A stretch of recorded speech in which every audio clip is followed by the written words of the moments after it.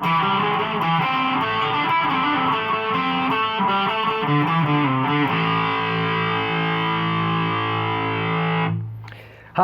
I'm Christian Triola, author of The Missing Method for Guitar Books, and in this, Reading the Riff, number 6, I'm going to show you how to play that riff, the riff Black Dog from Led Zeppelin. But before we get started, make sure you download the PDF so that you can follow along. On there, it's got a notated version so you can practice note reading, and a tabbed version in case you need a little bit of help. First, let's talk a little bit about Led Zeppelin. Now, when I was younger, believe it or not, I wasn't the biggest fan of Led Zeppelin. I had played Stairway to Heaven and all those sorts of things, but I hadn't really taken the time to listen to them. And over the years, that's changed a lot. I really like them, and I find this riff, the riff to Black Dog, to be probably my favorite Led Zeppelin riff. I mean, they've got a lot of great ones. This one, to me, is just exactly what you want in a good guitar riff.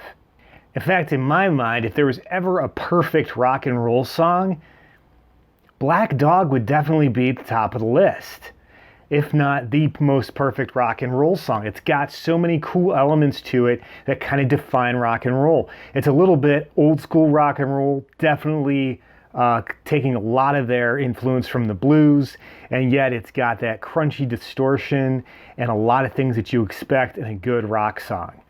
So for me, it's just amazing. I love this song.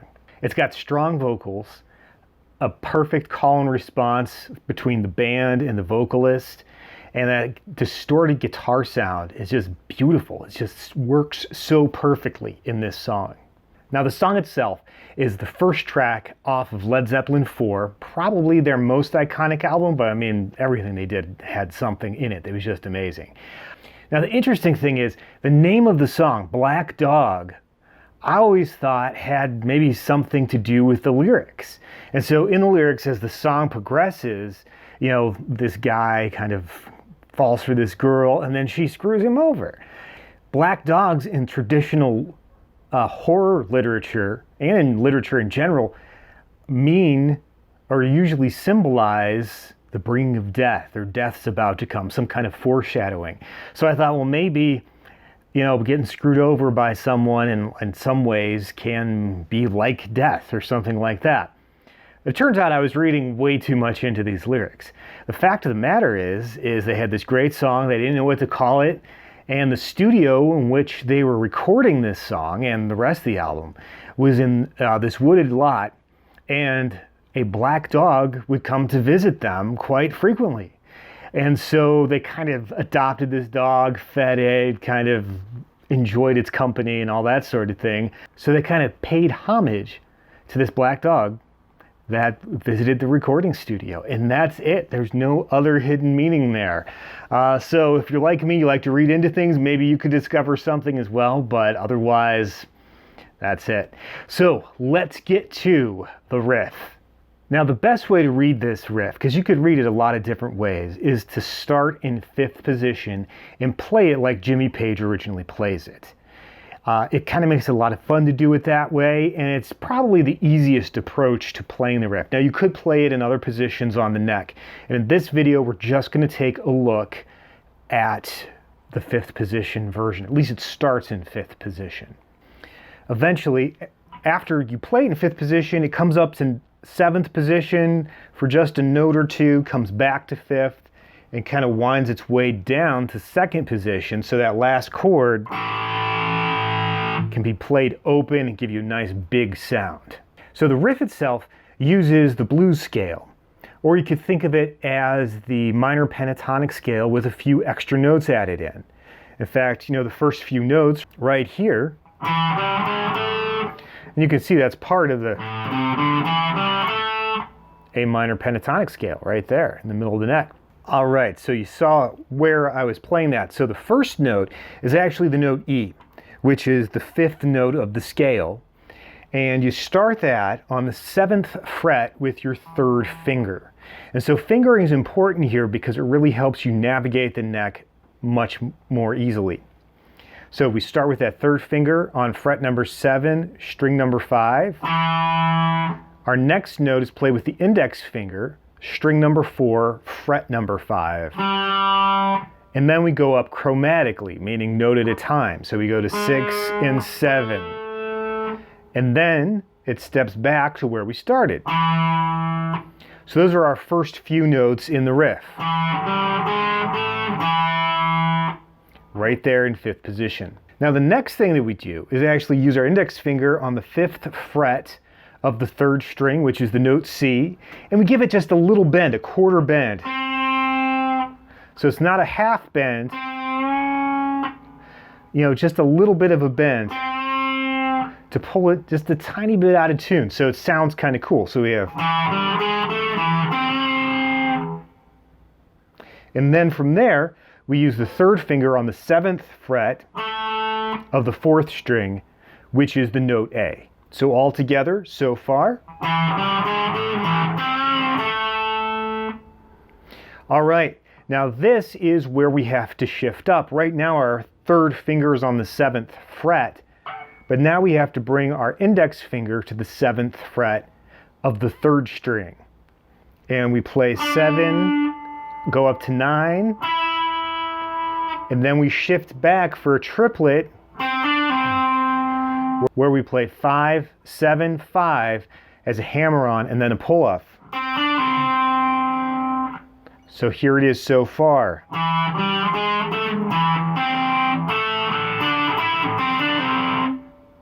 All right, let's keep going. So the next thing we do after that triplet is we land on that A note again, which is the 7th fret of string number 4. Play it twice. And then we go back to that 5th fret on the 3rd string with that quarter bend. And then come back to the 7. So that again, 7, 7, bend 7. All right, so here's everything so far again.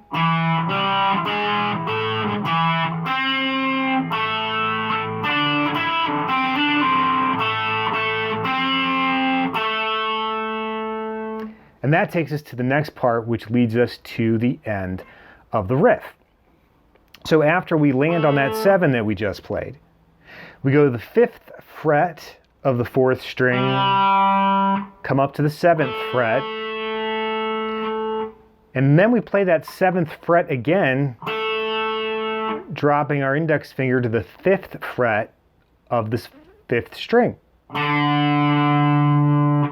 So again, 5, 7, 7, 5 on the next string. Now, the next 2 notes, you start with your 3rd finger on the 7th fret of the 5th string, just like the starting note of the song. But then we're going to slide that to the 5th fret. So we have, and that's like 1 or a 2E. So you count that 2E. So it sounds like that.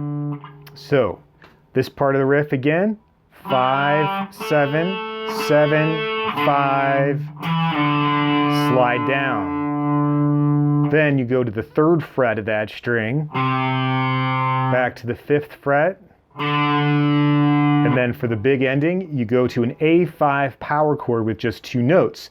So you play the 5th string open, plus the 2nd fret of the 4th string. And that ends it. So let's go through that second part again. 5, 7, 7, 5, slide, 3, 5, chord. All right, now with all of that, you can put it together. So I'm going to play it through once slowly so you can follow along, and then I'll give it to you at pretty much full speed. So here we go.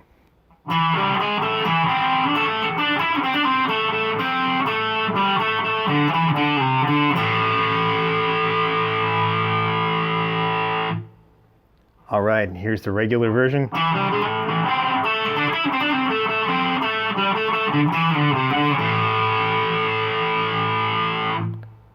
All right, now in the song, there's another section, a couple other sections actually, that kind of develop that idea. And of course, this part is the part that Jimmy Page is kind of responding to Robert Plant's vocals. And so he'll sing, and then Jimmy Page plays this as a response along with the band, and it just sounds amazing. So it's really fun to play though. It gets you through that pentatonic scale, it gets you all over the neck, and it's actually kind of easy to play once you get the hang of it. So definitely, practice it up to speed and you won't regret that you did. It's really a lot of fun.